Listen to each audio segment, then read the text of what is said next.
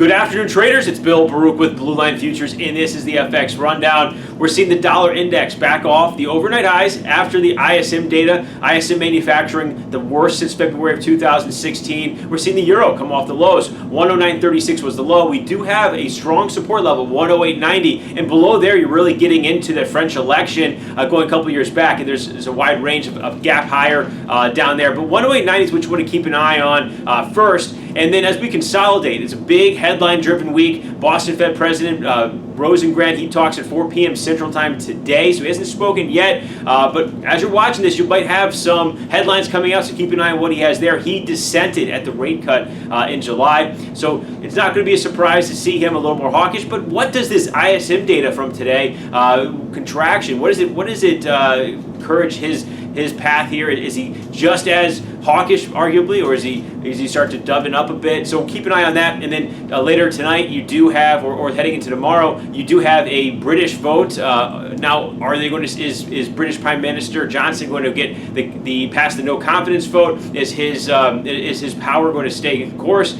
or is he going to be overthrown essentially? And you're going to get a extension to January 2019 for trying to get a Brexit deal because he wants to get a deal in place or no deal and leave regardless by October. So keep an eye on that as well. That weighed on the euro, weighed on obviously the British pound coming out of the weekend. The British pound, it's a penny off the lows. It's still down almost a penny though. So a lot of volatility and something to keep an eye on here. It could drive the euro as well. Ultimately though, the yen is something that has come off the lows. It has traded fairly well today, but not as good as it could relative to some of the markets we're seeing bounce off the lows. Look what gold's done, but overall the yen has held a major 3-star support level, 93.70. It's traded very well holding that. So keep an eye on that as there's a large range consolidation from those recent highs down and building a floor at 93.70. But it's ultimately too, it's going to matter what do the equity markets do. Where is the risk sentiment moving? And right now you're seeing 28.90 in the S&P hold. That's what mattered most here coming into today. You get below 28.90, and if that happens with strong volume,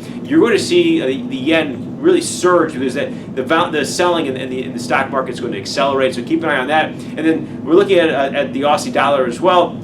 Coming off lows, the RBA held a meeting last night. They obviously are overall downbeat, but less downbeat in the sense that they do see a little bit of a turnaround in housing. That helped lift the Aussie dollar just a bit. And then they're not the only central bank, but the Bank of Canada is in the crosshairs tomorrow.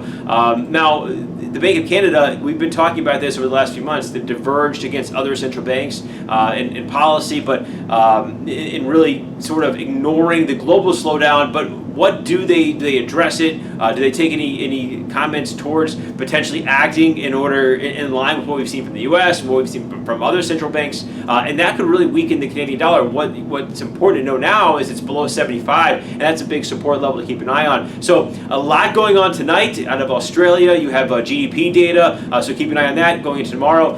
You have PMIs, final PMIs out of Europe and regionally, and then from the U.S. you do as well. We had some that obviously manufacturing PMI today. A lot of data in the U.S. throughout the week. We had ISM non-manufacturing, non-farm payroll Friday. Everything to keep an eye on. Obviously, the Bank of Canada tomorrow, and then again a slew of data. But we also, more importantly, we have more Fed speak. John Williams, the New York Fed president, speaks tomorrow morning, and keep an eye on what he says because he could really set a tone early on as we're seeing the day develop after that ISM data. We're seeing a 7% chance that the Fed cuts 50 basis points at their meeting in a couple weeks. So do we see that continue to lift for the 50 basis point cut? Now, regardless of those odds, we do not think that we're going to see a 50 basis point cut from the Fed. So what we would look at in the essence of those odds rising is potentially discrepancy in a potential trade opportunity, because as those odds rise, the dollar is going to fall back, and if they only cut 25 basis points, it should be something that lifts the dollar into and around that meeting. So